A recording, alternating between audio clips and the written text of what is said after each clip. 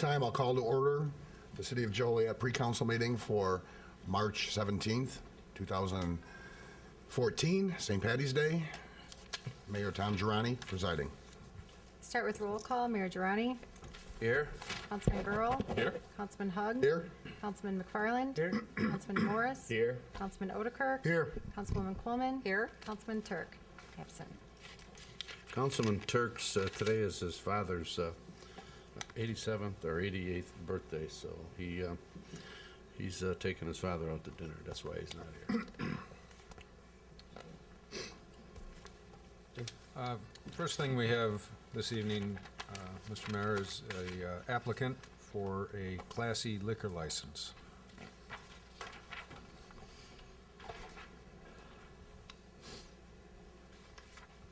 Good evening, Mayor, Council. A public hearing was held on March 5th, 2014 for the issuance of a new Class E liquor license at 1030 North Hickory. Class E licenses are assigned to restaurants. The applicant is El Huitro de Don Memo JC Inc. The only shareholder is Juan Cervantes, the gentleman to my left, who resides at 1101 Northside Drive in Shorewood. Guillermo Verdon of Joliet will be his resident manager. Mr. Verdon has passed his background check.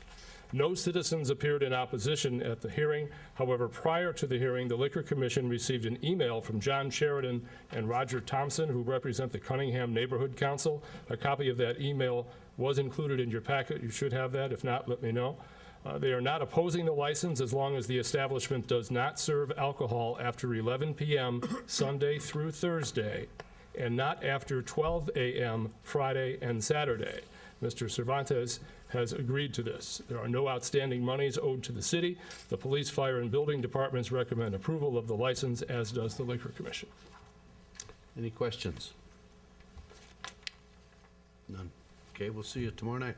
Thank you. Okay. Minor. Thank you. Thank you, Councilman. Sure. Next, we have a presentation by John Grulin of the Will County Center for Economic Development. Thank you, John. Appreciate it. Thank you. Thanks, John. I'm going to hand this out. I want to, I got it. My guy still got it. Thank the,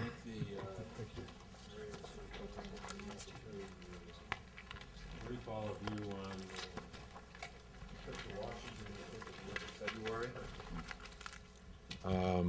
This is a annual delegation that the Will County Center for Economic Development sends to Washington, D.C., depending on what the issues are and what legislation or other action might be going on in Washington.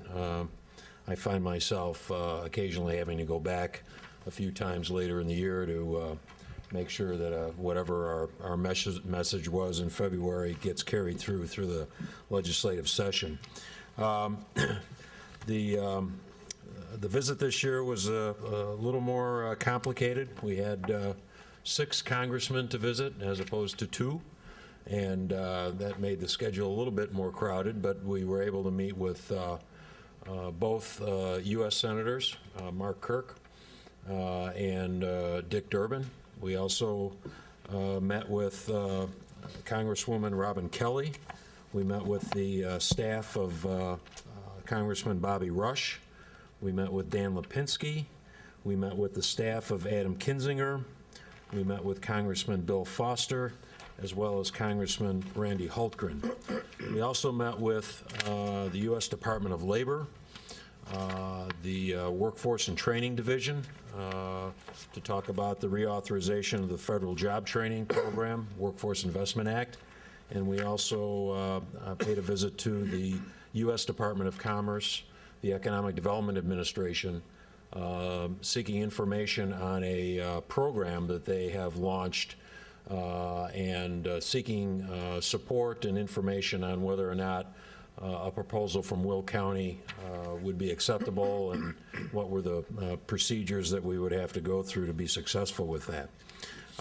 In the report is a map, a congressional map, and also some meeting notes from each of the meetings. As you can see, our chairman, Wayne Smith, from Hollywood Casino, County Executive Larry Walsh, the mayor, Tom Girani, and the city manager, Jim Hock, Rod Tonelli, Rudiger Tonelli and Associates, Bob Filato, CPA, and our two lobbyists, Jim Smith and Brett Garson, attended all the meetings as well. I could answer any questions about any of the individual meetings. You also have in your packet a list of transportation projects that we presented as priorities for Will County. Under the MAP 21 authorization, current federal transportation authorization bill, there is a extra emphasis on freight and freight movement. The legislation is referred to as MAP 21. In that particular piece of legislation, they call for identifying projects of national and regional significance. This is something that we've been doing over the last 5 years on our visits to Washington to make sure that our leadership and the agencies in Washington understand that we are a significant inland port, that the expenditure of infrastructure dollars for transportation projects is critical, not just for Will County and the region, but nationally as well. One of the meetings that we did have, and it was a very successful one, was with U.S. Department of Transportation. We met with the Acting Deputy Secretary, Victor Mendez, and a number of his key staffers to talk about the MAP 21 program and the projects that Will County has that we believe they should be supporting and paying attention to. We went over the project map, which you have in your packet as well. This is our major projects, transportation projects map, which identifies, our priorities. The number one priority being the Ileana corridor. Second being continuing to add lanes on I-80 from US 30 to Grundy County line. And the 394 widening in the eastern part of the county. And a long-term project rebuilding I-55 from 355 all the way down to Wilmington. And then a couple of our key interchange projects, one at Weber Road and I-55, the number one choke point in Will County, and secondly, the interchange at Route 6 in I-55 right there at Shanahan. So we had a very good discussion with US DOT, and again, they've been very supportive. We also talked about the South Suburban Airport and some other projects that we're working on. One of the things that we wanted to emphasize, certainly to the Congress people and their staff, was the fact that Will County has a blueprint for transportation. We just don't go into their offices and say, we want this road paved or widened, or we want this project built, or money for this bridge. We present them a total program of transportation, public and private infrastructure. And the feedback we get from that approach has been very positive. We also, because we've been doing this for a number of years, we don't really have to explain ourselves to the point of who we are and what we're there for. In fact, when we walked into Senator, which one was it? No, Durbin's office, the first words out of his mouth was, I guess I'm here for an Ileana update. And then Senator Kirk said, let me know when you're going to New York to get that financing for the Ileana, because I want to go with you. I mean, those are relationships that are very critical to all of you as leaders in Will County, but also making sure that our business community gets the kind of attention, certainly when it comes to transportation and logistics. I'd be glad to answer any questions, and unless you Maybe guys comment want. on the $18 billion dam that they want to, that we talked about. Oh, right. Thank you, Mayor. Last month, the Army Corps of Engineers came out with their solutions to the invasive species, primarily the Asian carp, breaching the Illinois water system, river system into the Great Lakes.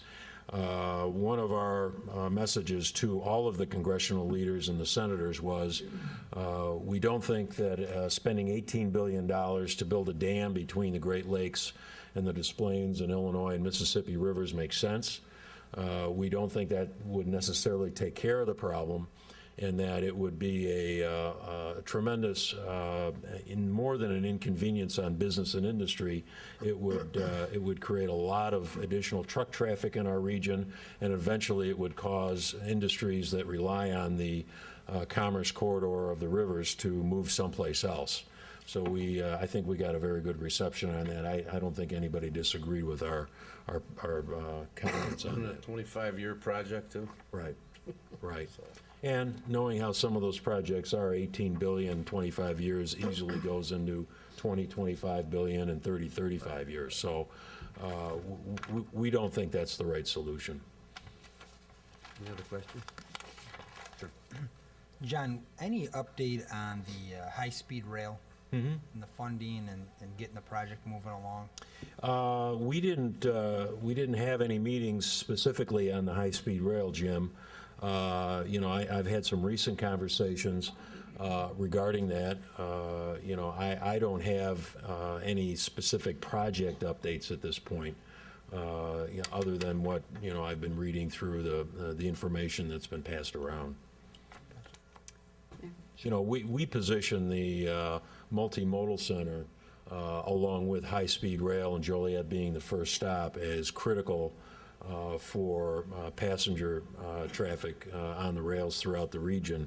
And, obviously there's some big expenses there, but we feel that, with the current administration in Springfield, there's good support there, so we're optimistic. Councilwoman? John, I know this is a tiny, tiny piece of the puzzle, but it is a state route. And Route 6, Right. as you know, is not in here. It's becoming more and more dangerous a road. Right. And if you're riding in an ambulance, which I was just about a month ago, if you are on a board and your neck is in a brace, that patient is horrific pain. Right. And we don't ignore Route 6. Again, we when we're in DC, we focus on these projects of regional significance. Our transportation blueprint, our Will County blueprint, which you don't have in front of you, and I can get you a copy, has the arterial projects feeding into 355, Route 6 being one of those. So in our Springfield trips, that definitely is part of our discussion, and hopefully they're paying attention to that. But right now, Because again, not only is it difficult for the ambulances, but it's becoming a dangerous road because more and more of the 18-wheelers are using that to get to 355 to bypass a lot of the. well, one of the solutions there, and the things we learn in DC, like I pointed out earlier, we go in with sort of a complete program. The more we can do at the local level to show some leadership on these projects, so get the county and the city and some other, the business community to sit down and talk about how do we fix Route 6, bring in both Springfield legislators and Washington folks. We can have maybe a more serious conversation than we've had, Jan, and I think I would love to do that. I think it's probably time to do that. I have similar concerns to Route 6. We see a lot of development opportunity along that corridor, all the way back into Joliet from that interstate interchange. But given the condition of that road right now, it's not going to happen. So Mayor, what can we do? That's pretty much a state project. We'd have to work with the state. But can on we that. get something going so that we can meet with them Right, and the absolutely. county? Find out how close it is on the state's big site. If it would help, Mayor, we certainly would be willing to host a meeting and bring in the county, somebody from District 1 at the state, and have some of our leadership there to have this conversation. And I'll take them for a ride on Route 6 Well, because I- it also affects our residents along in the Parkwood neighborhood and along up there by Newtonshire. Fairfield. New Fairfield, thank you. My grandson lives up there. Okay, with New Fairfield, but it's an accident waiting to happen. Thank you. Sure. Anybody else? Just for the record, when I come back, I wrote a synopsis. This pretty much mirrors the notes in there. I have it in my office. If anybody would like a copy, I can get it to them in their box tomorrow of my notes from the trip. Sure, I'd like. Okay? All right. Thanks, John. Thank you. Appreciate it. The next presentation we have is Dr. Deborah Daniels of Joliet Junior College to give us an update on the City Center campus project. Good evening, Mayor and City Council members. It's great to be here this evening, and thank you for your kind attention. It was probably a year ago that I came and presented an update on our city center campus, and I thought it was time that I come back and let you know how we're doing. Get my clicker going here. Just a quick update. This, of course, is an aerial shot of our main campus, but just to remind you a little bit about Joliet Junior College, I'm sure you're all are experts on it, but we serve an area of about 1,450 square miles, which includes 7 counties. Of course, Will County is the largest county within our district, and Joliet is the largest city that we serve.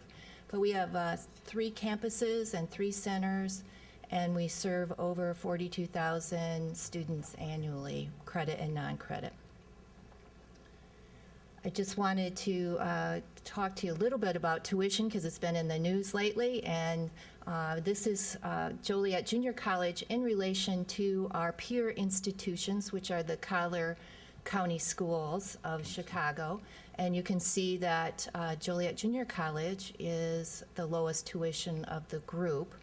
And just as a reminder, our funding is 3-pronged: tuition, property taxes, and state apportionment, of which state apportionment is about 10% of our total budget. This is also a picture of our tax rate. Of course, we pay our taxes in arrears, so this is 2011 tax rates, and you can see that, again, in comparison to our sister and brother institutions, Joliet Junior College has a relatively low tax rate.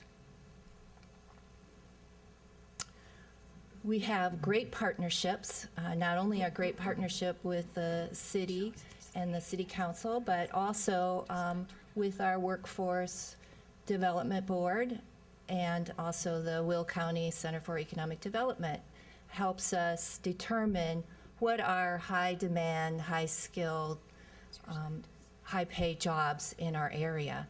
And we work together to figure out what programs we need to offer in order to increase the employability of our community members. And so this picture is a picture of our welding lab that we remodeled this year, and with funding from a Department of Labor grant, which focused on manufacturing rebirth in our area. And so in order to be competitive, we needed to upgrade our welding lab and our curriculum. And so this grant helped us do that. So this is our newly minted facility. We also look to the Workforce Investment Board and the CED to help us with our healthcare programming, and this is a picture from our new Health Professions Center, which houses our nursing program. It opened in 2013. Many of you toured that facility when it opened, and you were there. Thank you very much for coming. This fall, we start a new digital medical imaging program, which again is a result of our work with our partners in the Workforce Investment Board and the CED to make sure that we're serving the healthcare needs in our community.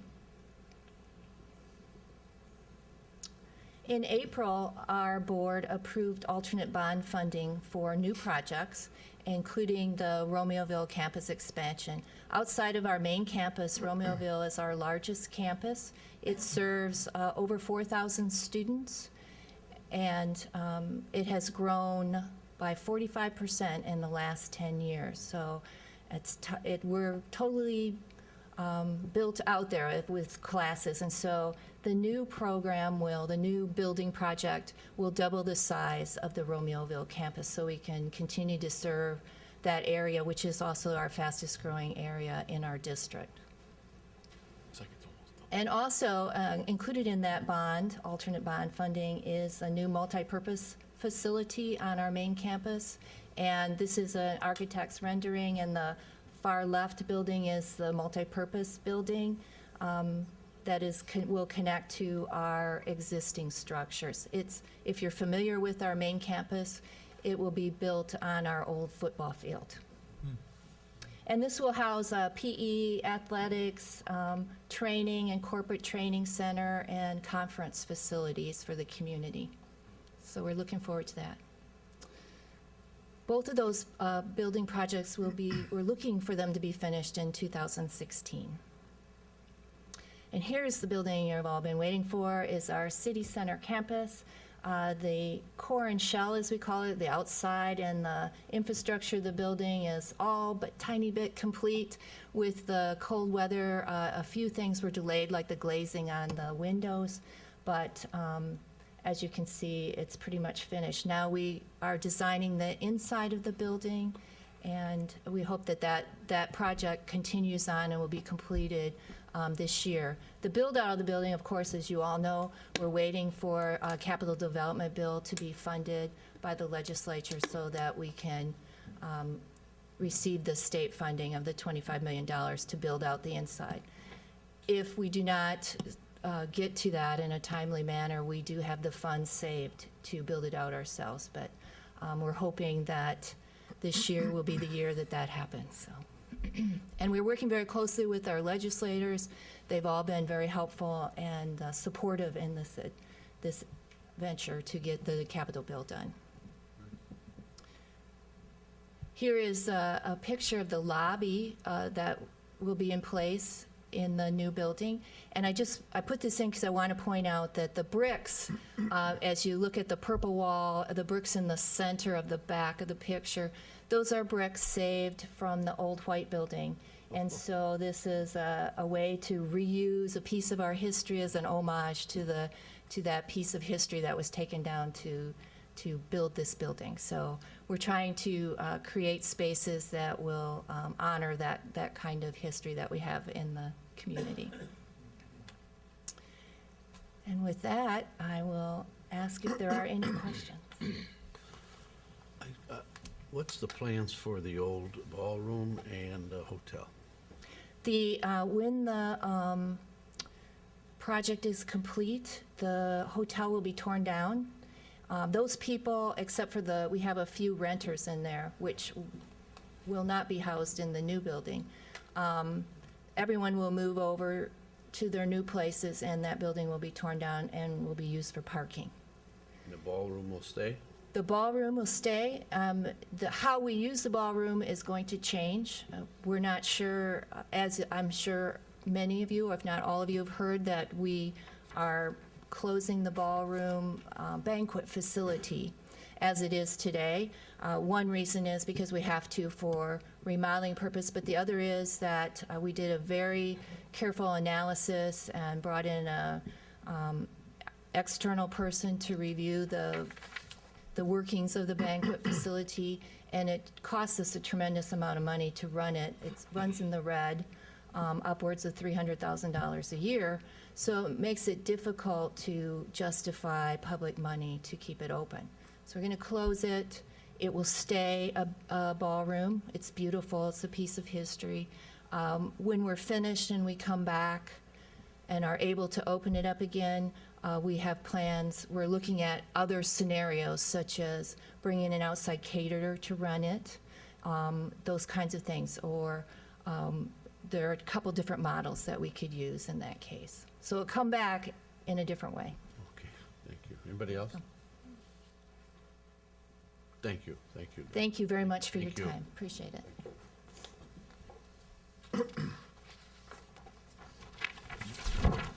If we continue reviewing the agenda for tomorrow evening, first of all, are there any questions on the consent agenda items?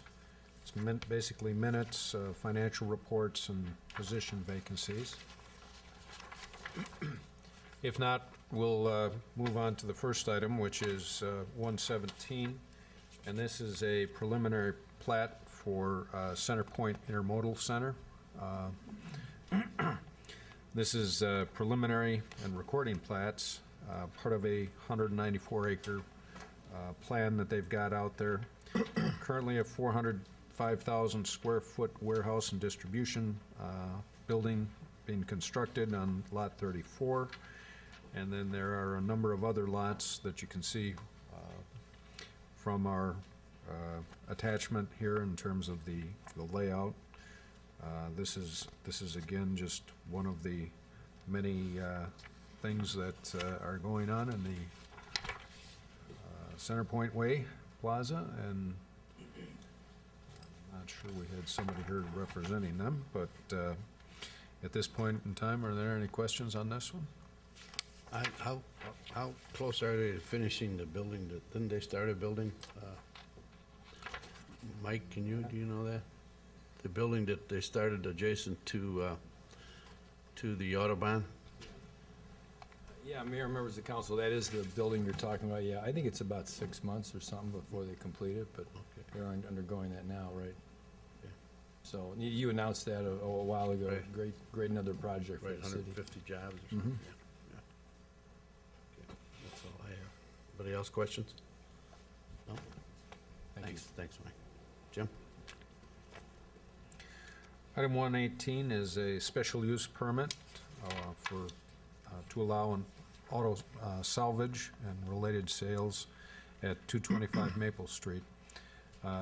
You may remember you postponed this issue once before so that some of the neighborhood groups could meet with the petitioner, and I believe they've worked out any concerns that they've had and discussed issues with the police department in terms of being able to inspect the premises under the state license anytime they want. So I felt assured that this would not be a detriment to the neighborhood.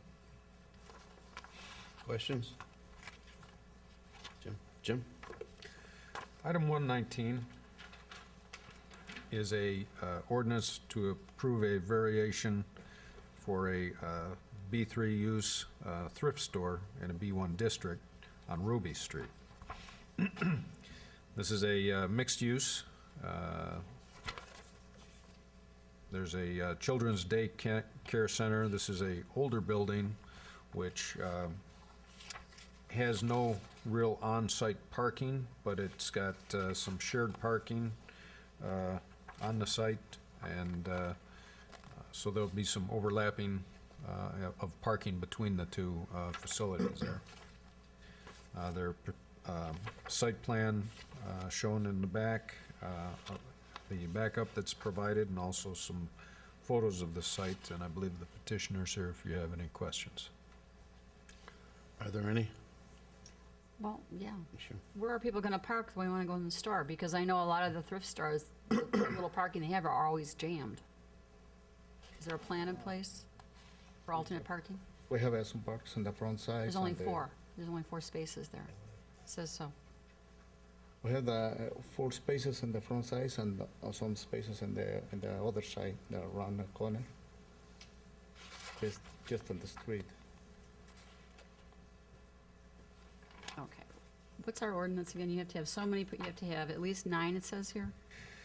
For this, Yes, for this use, and we only have 4? Yeah, this is an old existing building. On-street parking has been provided in the past. There really is no room to have any additional parking on the site. And so that is one of the, the daycare leases parking off-site as a condition of their approval. On the weekends, when the daycare isn't operating, They can park they there. can use that parking in the back when they're open as a business, because the daycare will be closed. But it is difficult with, older parts of town. You've got existing, But Ruby's a very, very busy street, and that's my concern. yeah. Because a lot of people will use your business. I'm just concerned about the parking, because I know how crowded those places can get, and parking's an issue over there on Jefferson. Okay, thank you. Anybody else? Thank you. Jim? Item 120 is a special use permit for a public auto service garage in an existing warehouse on McDonough Street. This is an existing industrial structure, but we do require a special use permit for this type of operation. This building used to be used for silkscreen printing business, which has since vacated the site, and the Zoning Board of Appeals held a public hearing and established some recommendations, and it's recommended for your approval. Any questions on this? Jim? Thank you. We'll see you tomorrow night. Thank you very much. Sure. Item number 121 is an annual tax-exempt private activity bonds known as the volume cap in the state of Illinois. We've provided our opportunity for this volume cap to the Assist program, who provides 3% cash assistance to home buyers at low interest rates, and also local lenders. I believe the remainder will automatically transfer back to the state of Illinois if we don't take any kind of action. How about this one? Any questions? Jim? Item 122 is an ordinance to amend our subdivision regulations, requiring transfer of common land areas to homeowners associations. Over the years, we've had some of our subdivisions not get complete, or they get complete and the developer failed to transfer that commons area back to the homeowners association, and then they abandon the land, and it makes it difficult for us to get back with the homeowners association saying you're responsible for this, for the drainage, for the lawn mowing, and so forth. And I think Councilwoman Quillman brought this to the attention of staff, that what we'll do by amending this ordinance is make the transfer the initial part of the platting of a subdivision, so that it transfers right away. And even though it transfers right away, a developer is going to maintain the property and mow it and make it look nice, because he wants to sell the lots and sell the homes in the development. But at some point, he'll turn it back over to the homeowners association, and then we'll make sure that somebody has ownership and is responsible for the maintenance. Okay. Questions? Jim?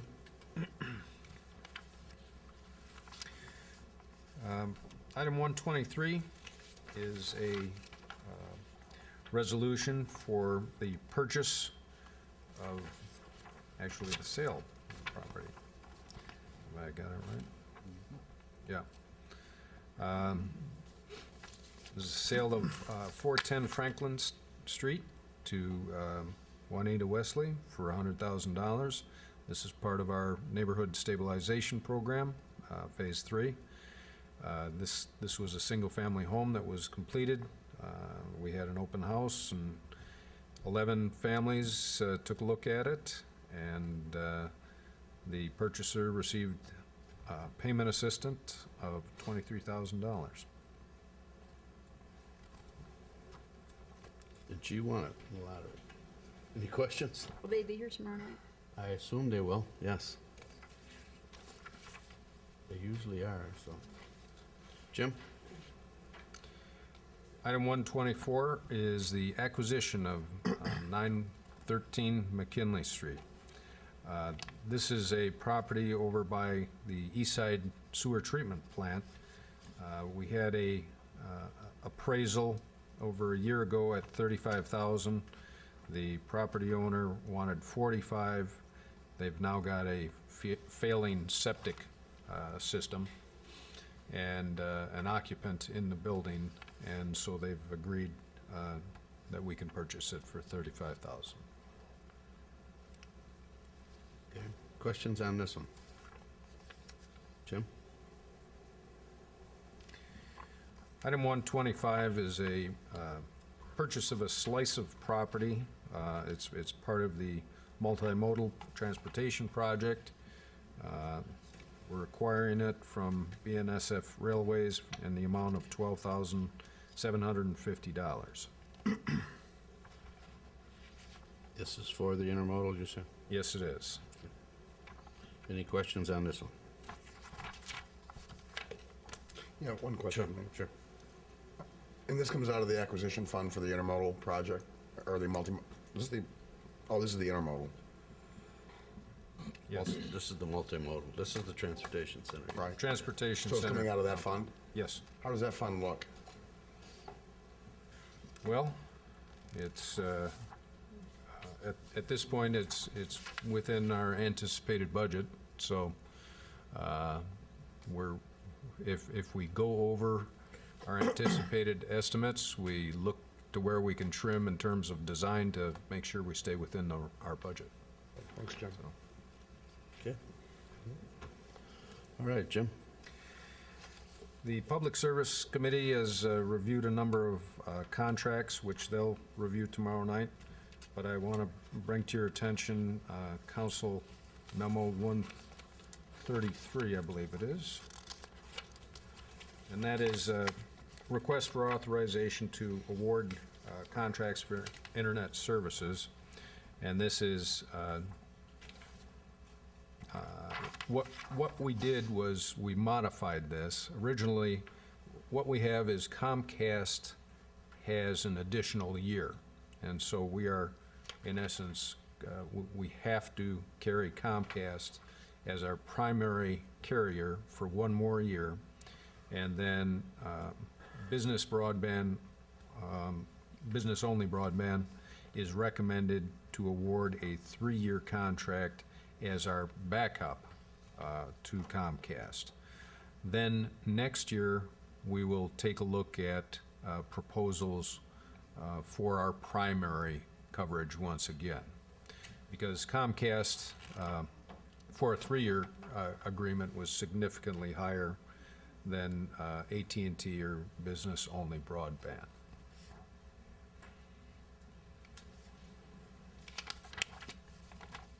Any questions? 134 is a request for authorization to award contract to SunGard. This is our software maintenance and support services. It's ongoing. It's part of our we are transferring to the Tyler Technologies Munis program, but this is something that we need to maintain for our accounting practices until we've made a total conversion. This is a amount not to exceed, and it's on a monthly basis so that when we determine we can convert and abandon, SunGard will do so. Questions? Jim? One other, on item 135, what I'd request is tomorrow night there be a motion to table this. As you know, we're trying to work with this consultant to come in and assist us with the implementation of our ADP payroll system. And basically what we found was that we need more of a project manager at this point as opposed to the technical implementation. So some of the scope of work will be revised, and we'll be back at the next council meeting with a revised agreement for your consideration. And then I think Public Service Committee also took a look at the amendments, change orders, and payments, and will be making a recommendation tomorrow night as well. Are there any questions for me on the agenda?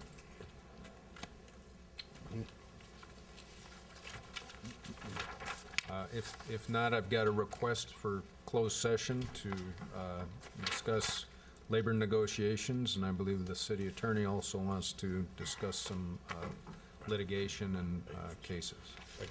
We got a person signed up to speak, Robert. Yeah, we do Rufus have a Webb. citizen to be heard signed I'm up for sorry. the evening. Robert Webb?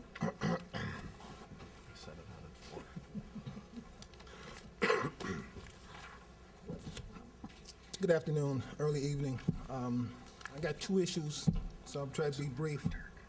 The first issue deals with recommendations concerning ways to eliminate the further trashing up of our environmental scenery throughout, the city and throughout the county. Last March, I was sitting at my primary duty station, and I happened to listen to a couple of the wards of the state make some statement about we're going to return Joliet back to whatever period of time that they was talking about. Since then, there was a move, and I think it's kind of like coordinated. Somebody must be financing these various members of the wards of the state to go throughout the city intentionally throwing litter wherever they get an opportunity to throw it at. Many of you have walked up on the grounds here or at the courthouse. You'll see plenty of examples of it. Up and down Richard Street, Eastern Avenue, the west side, even in front of the funeral home, Terry's, minor funeral home is another area. It's all over. So I've been really studying this particular issue, and so I stepped out on faith and hitchhiked down to the Quad Cities, which is another area where some of the wards of the state that were sold from Chicago under the Section 8 program happen to be inhabiting themselves.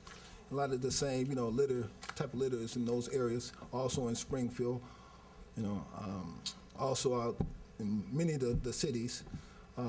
So my recommendation is that any organization that applies for public funding for their programs, it should be required that they have a component of that program, environmental scenery cleanup details.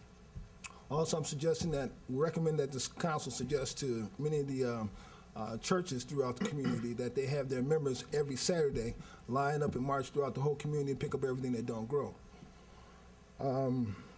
This will somewhat combat the effort on the part of the wards of the state that got sold to the different cities from Chicago, who I feel as though that they're probably being financed by somebody to trash up various cities to deter tourism, so the other cities can, get this tourism that seems to be what's going to be going on this summer because of how frequent this trashing is at and how devastating it has been, especially during this past 2 months, especially when it was snowing.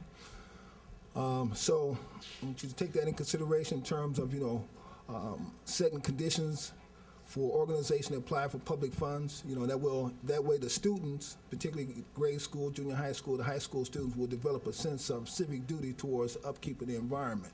It's necessary that they learn that in order to keep this our community from being all trashed up.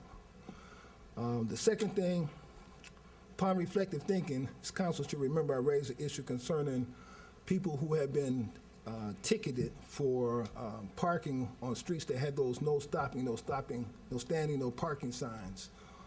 That was declared unconstitutional by the 3rd District Appellate Court some time ago.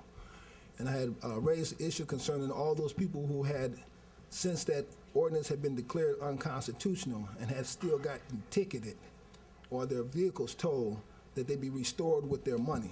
Well, a number of them have came to me lately and asked me, well, Rob, what's going on? I said, well, I brought it to the council's attention. I'll bring it to their attention again. So those individuals are seriously interested in having their monies returned to them and the vehicles that they had towed being reimbursed for that.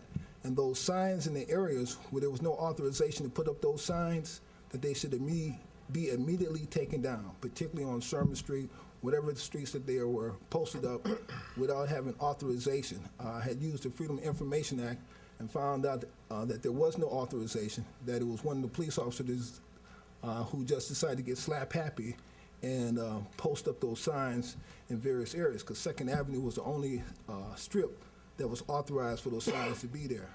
So we'd like to get those signs taken down, and those individuals who had their money seized from parking tickets or their vehicles towed, we'd like to get those people reimbursed with that money, and that way it would avoid having to deal with the legal department in the Illinois Court of Claims to recover that money. Thank you. All right, thanks, Robert. Is there a motion to go into closed executive session? Closed moved. session? Second. It's motion seconded to go into closed session to discuss personnel, collective bargaining, land acquisition or conveyance pending or threatened litigation, after which meeting will be adjourned. Councilman Girl? Aye. Councilman Hug? Aye. Councilman McFarland? Aye. Councilman Morris? Aye. Councilman Otterkirk? Aye. Councilwoman Coleman? Aye. Mayor Durrani? Aye. Motion carried.